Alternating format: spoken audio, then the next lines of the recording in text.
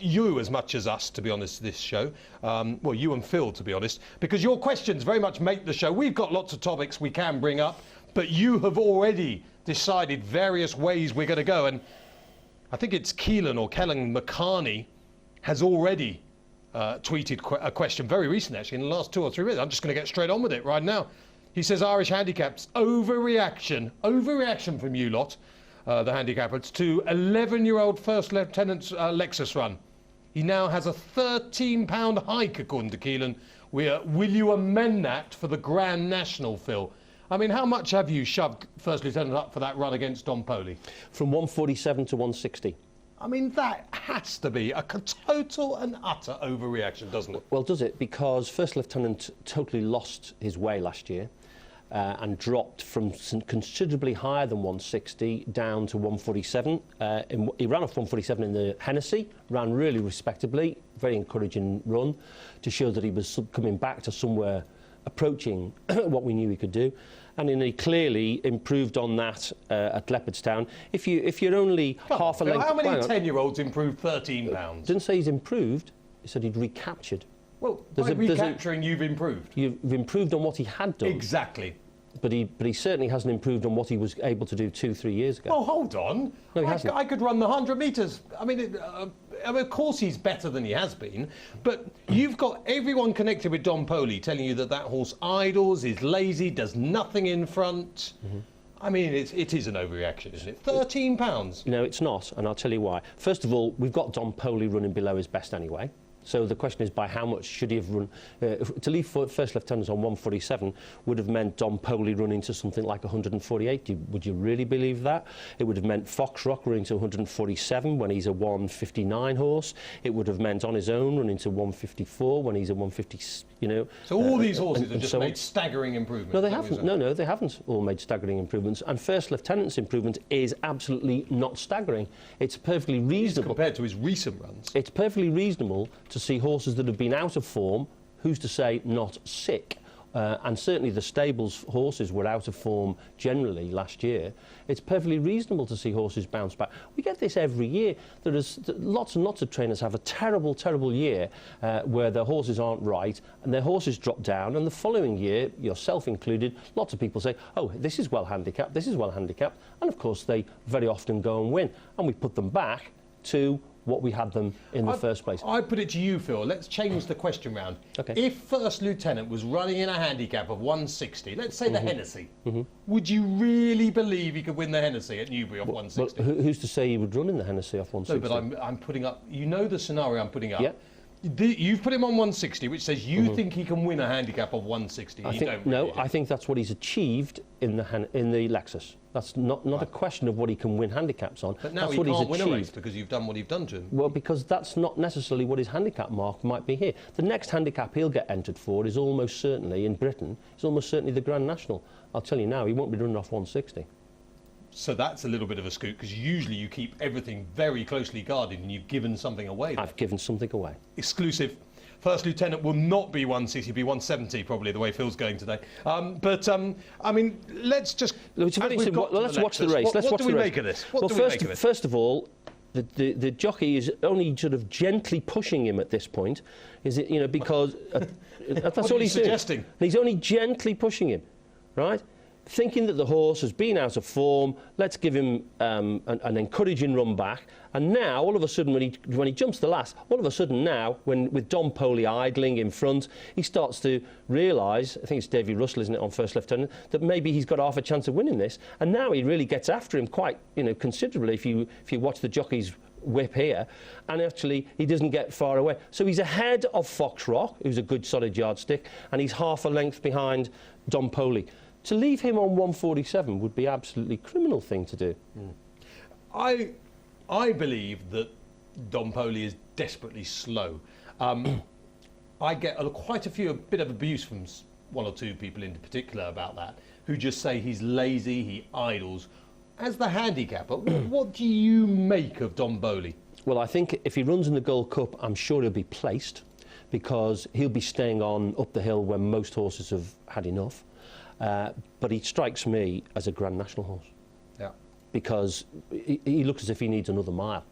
It's very interesting because he wore cheek pieces in a race in France before he came to Ireland. In one race, I wrote at the weekend that I thought this is a horse just gagging for some headgear. He just needs some help. Well, that's possible, but for me, it's 3 miles. I mean, that race, the Lexus, was run incredibly slowly. You know, they crawled round for 2.5 miles and then sort of tried to sprint at the end. And that race is really not run to suit Don Poli. You know, I think he would have been much more impressive if there'd been an end-to-end gallop in the race, and then he would have had the chance for his stamina to come into play. There was no opportunity for the horse's strength, which is his stamina, to come into play in that race. So no surprise that he ran below his best. But let's go back to his previous run against Many Clouds. Now, Many Clouds, Grand National winner off, 11.11, the highest weight for years and years.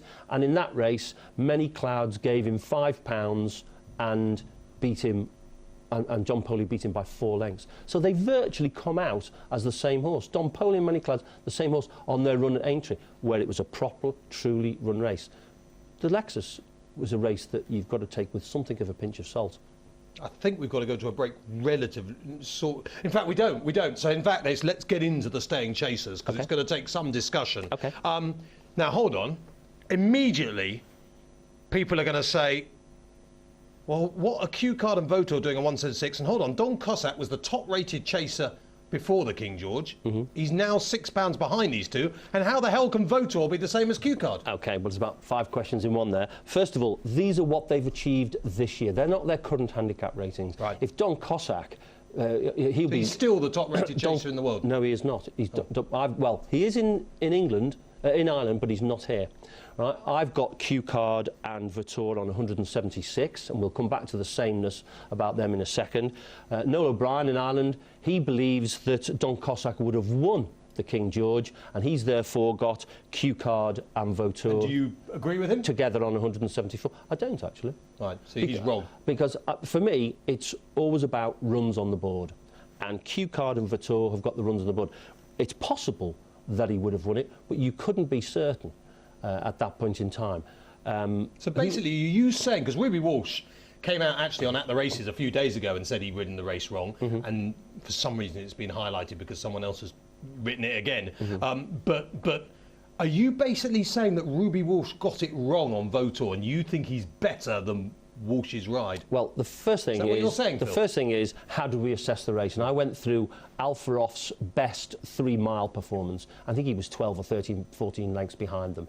Right? So Alfa Off's best 3-mile performance is 162.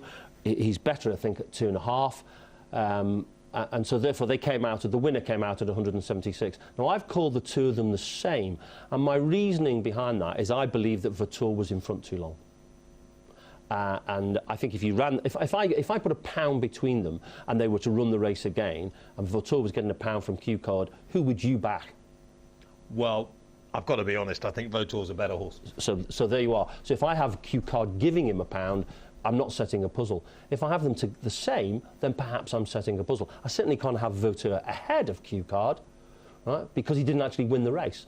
But I think it's reasonable when it's on the nod to have them the same. In normal circumstances, I wouldn't do that. Normally, I'd always have the winner £1 ahead. But there are just probably 5 or 6 races a year when I will go with them the same. And so I think it's perfectly reasonable to have Q Card and Vautour on 176.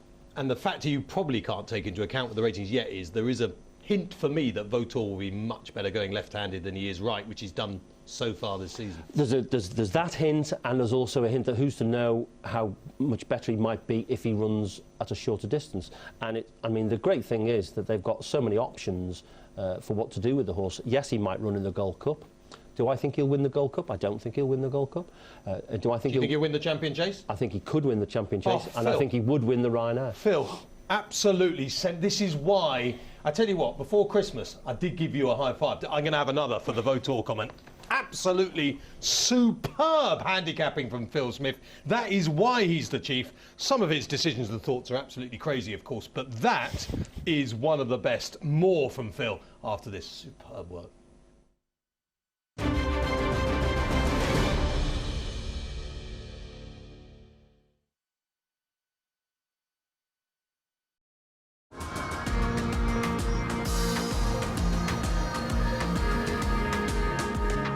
William Hill sponsors coverage on At the Races. After you've gone, will you leave behind money worries or happy memories? We'd all like to leave some money for our loved ones, whether towards our funeral costs or as a cash gift. Now you can, with the UK's most affordable over 50s life cover. The Sun Life Guaranteed Over 50 plan is the nation's #1 choice. It's really straightforward, and with no health questions, you're guaranteed to be accepted. And cover starts at just £4 a month. That's just 14p a day. Depending on the premium you choose, the cover could be worth thousands. And you'll feel good today, knowing you've put your family first. So call today. The first month is free. You also get a free pen just for calling, and a great choice of welcome gift when you join. Leave more than just happy memories with the nation's #1, the Guaranteed Over 50 plan. Call free on 0800 60 80 10 or visit sunlife.co.uk.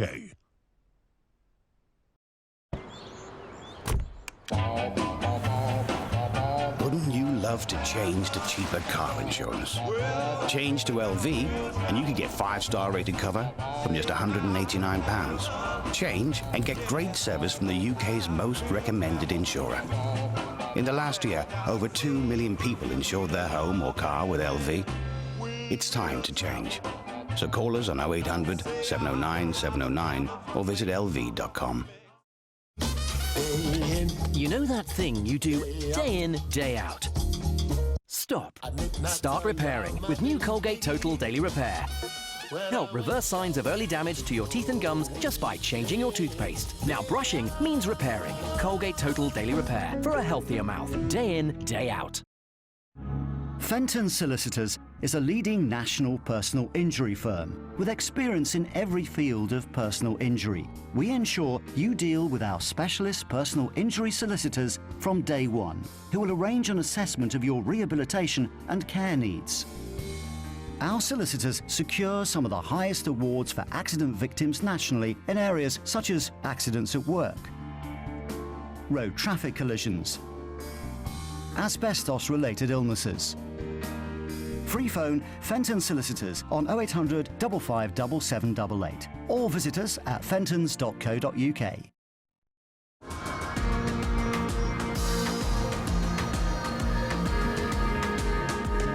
William Hill sponsors coverage on At the Races.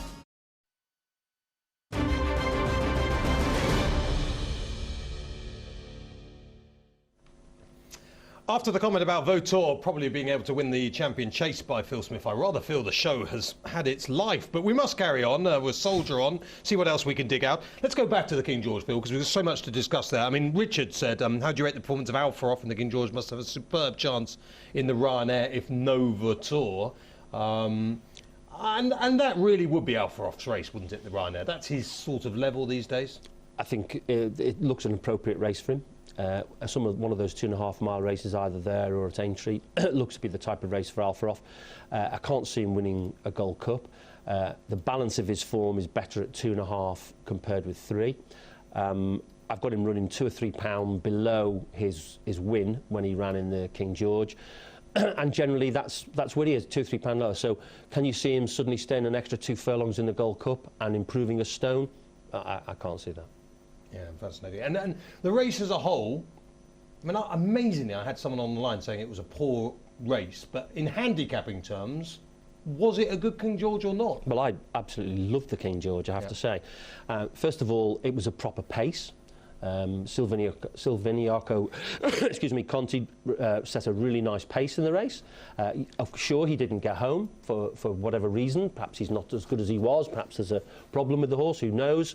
But you couldn't quibble with the way that the race was run, and the best horses came to the fore. It was just a shame, obviously, that Don Cossack came down. That was the only sort of downside of the race. But goodness grief, you know, where would you want to see a better finish than that? It's just sensational. And what about Silviniaco Conti? He's a dual King George winner. I mean, he's the kind of horse that you just sweat at night. Just sweat at night. The missus thinks it's her, but it's you thinking about Silviniaco Conti in the Grand National, isn't it? Well, I wouldn't say I sweat, but I would love to see him running in the National. He's a fantastic jumper. Wouldn't it be brilliant for the race to have, you know, King George winners running in the race. I think that would be good for it. And there's no obstacle nowadays. I think everybody now knows that horse is carrying above 11 stone, which clearly he would. I've got a chance of winning the race. I think the last 5 to 10 years have put that old chestnut to bed. So I think he'd be an interesting runner in the race, but not on his current form. Yeah. He's got to recapture something, because at the moment he's not finishing his races for whatever reason. And when do you release your weights that you fixed? Middle of Feb. Right, okay, middle of February. I'm going to go back to questions. I started sort of advertising on Twitter that Phil was back yesterday, and it's very easy to get bogged down in questions that are just coming in. But there were lots of questions yesterday, and 1 or 2 of them were really good. And I love the question angle of this show. So let's go to Dan, who tweeted yesterday about a horse called Manella Roco. Now, this is fascinating, and how Phil Smith is going to get out of it, I will never know. Dan said, how does Manella Roco get a chase mark of 143? It cannot be on form. Is it on potential, hurdle mark, etc.? If you don't know Manella Roco, this is a horse who's run 5 times. It won 3 on the shot. Then it was last at 3 behind Silsol. Then it was pulled up behind Black Lion at Cheltenham in a novice chase. And then 75 lengths behind CU at Midnight. How, in God's name, Phil, have you come up with a figure of 143? Explain yourself. Are you saying it's too high or too low? I'm saying I have no idea how you'd come up with any rating for that horse currently. And you have come up with 143, so explain it. So if I give an answer, you'll then say, well, that's too high or too low. So is it too high or too low before we start? It's not for me to decide too high or too low. Right, okay. I just don't know how you've even come up with a figure, let alone whether it's high or low. Clearly, it's too high on what we know about the horse. Okay, well, first things, when horses first run in a novice handicap chase, they run off their hurdle marks. So our starting position with any horse that goes novice chasing is its hurdle mark. And its hurdle mark was 145. So that's our starting position. Now, the one slight problem for Manella Roco running, he wouldn't be allowed to run straight in a handicap chase because you have to run 3 times. He's now run 3 times. So, but our starting position was 145. Well, hold on. I don't even know how you've got that. The horse it beat when we last saw it winning a hurdle was Royal Vacation, who's currently rated 130. How did you even come up with 145 for the hurdle? He was agreed at 145 hurdle mark at the end of last season in the Anglo-Irish Jumps classification by a whole committee of handicappers. So let's just accept the fact that he was a 145 hurdler. Yeah. Okay. Okay, so he gets beaten by Silsol, and Silsol gives him £5 and beats him 2 lengths. So you're looking at a £7 victory, and Silsol's on 150. 150 minus 7 is 143. So now let's go to his next race and his race after that. Both of them ignore runs. Too bad to be true. So how many runs would he have to have like that before you don't ignore them?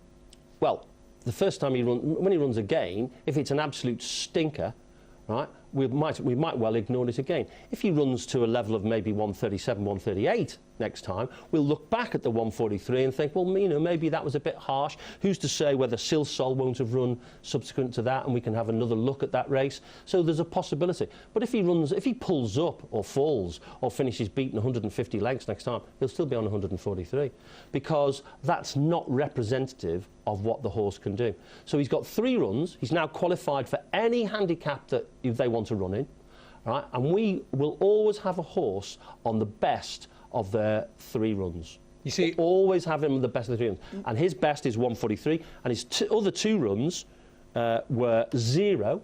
Well, how can we make any sort of sensible judgment on that? And his and his other run, apart from that, was about 76. You see, that all sounds really good, Phil. It sounds. So are we saying he's too high or too low? No, no, no. It all sounds mathematically correct. But is it too high or too low? But you know, your average viewer of this show, me included, I look you in the eye, and I see a man scared of McManus. I see a man who's looking at a McManus horse here and is thinking, hold on, this could be an anything horse. Let's not get caught out, lads. Well, that's what I see, Phil. Well, now let me give you another bit of background, right? The handicapper to actually give Manella Roco... You're scared of McManus. the handicapper to give Manella Roco his handicap mark is one of my colleagues, Michael Harris. He's scared. Who's actually, I don't think, ever met Mr. McManus. That's why he's scared. So I don't think he's scared. He's a young, intelligent, vibrant, go ahead handicapper who wouldn't be scared of anybody. He's absolutely whatting himself, thinking I may meet McManus now after I've given this horse this mark. So are you saying he's too high or too low? Time will tell. It's not for me to say, is it? I don't have to make up these fictional marks that you do, but... Well, no, it's not a fictional mark because it's absolutely justifiable... He's scared. Your handicapper's scared. He's absolutely justifiable on run 1. On run 2 and 3, he should be rated 16. Yeah. So should we put him on 16? Phil, that's your job, not mine. Exactly. My job is just to tell the public that underneath it all you are scared. Not scared. Totally happy to have him on 143. Don't want to see him off 16. Well, no, I don't think he'll struggle to get into many handicaps off 16, to be fair. Adam Webb has been on. Now, you'll like this one as well, because I think you're going to be able to bat this back at Adam intelligently. Hopefully. How did Diamond King get 144 for the Labrador? Last ran in the UK off 132. How has he improved 12 pounds? How has Diamond King improved 12 pounds? Well, first of all, your questioner it's Adam, is it, did you say? Yes. Adam, he's absolutely right. He was 132 when he left the UK. He was trained by Donald McCain. And his last run for us was on the 14th of February when he ran at Ascot off 132. Yeah. And he pulled up and burst a blood vessel. It was reported that he burst a blood vessel. So he leaves England on 132. He then doesn't run for 8 months. Yep. So, and he runs an absolutely cracking race at Down Royal where he's really badly hampered and arguably would have nearly won the race. We gave him a performance figure of 132 in that race as well, as it happens, but arguably you could have justified having him 37, 38. Yep. So he'd obviously recaptured his form. He clearly didn't break a blood vessel and he'd recaptured the form having had, 7, 8 months off. And horses often improve for going to new yards. You see it all the time. Sol, who won the Veterans Chase, has improved massively from changing yards over the last 18 months to 2 years. Used to be trained by Joe Hughes and now is trained by Mr. Pipe. So horses do improve when they change yards, and Diamond King certainly did that. He then ran second in a really good handicap at Fairy House, and we would have him on 144. They entered him in the Ladbroke, we gave him 144. It's pretty straightforward, that, actually. The horses improve. I don't see how that's straight. I think Adam has an absolutely crack case. Let's look at this mathematically, Phil. The horse, has had 4 handicap ratings in its career, yeah? It's been beaten off 135, it's pulled up off 132, it's been 4th off 131, and it's been 2nd off 132. And you think it's going to go off 144 and win? It's got every chance off 144. You put it up £12 for finishing 2nd. This happens on a regular basis. It does not happen on a regular basis. It you have horses does. regularly going up £12 for finishing 2nd. We'll have probably one every... No wonder this game is in We'll taxes. probably have it one every 3 or 4 weeks, yeah. Well, that's not regular for me. So once a month. Once a month isn't regular for you. Well, it's 12 horses a year. It's not a lot of horses in the great schemes of things. How many horses run in the UK a year? I think once a month is fairly regular. You know that is incredibly harsh. Well, let's see. I think you're scared of Gordon Elliott. You know how good he is with handicappers. You're scared again. But let's see what happens when he runs off 144 over here. Would you not be interested in him off 144? I wouldn't be interested in any horse rated 144 having been beaten off 135, 132, 131 and 132. What in God's name would then make me go and back it off 144? Well, isn't that interesting? Because when I came on your programme 2-3 months ago... God, what did I say? You and a number of your listeners and viewers right, the listeners, said that we were too lenient with Irish trained horses and they were winning far too many. So here we now got a situation where it's 144 for Diamond King, and you're saying we're being brutal to Irish horses. Yeah. So you can't have it both ways, can you? I tell you what, the best tweet ever has just come in from Jax. He says, I don't really understand any of it, but I'm loving the banter on that. I tell you what, Jax, you and me both. I've no idea where he's... Something happened at Christmas. There wasn't a handicapper Christmas night out or something and you're still recovering. I mean... Diamond King... £12? When Diamond King comes and runs in England in a handicap hurdle, he'll have every chance.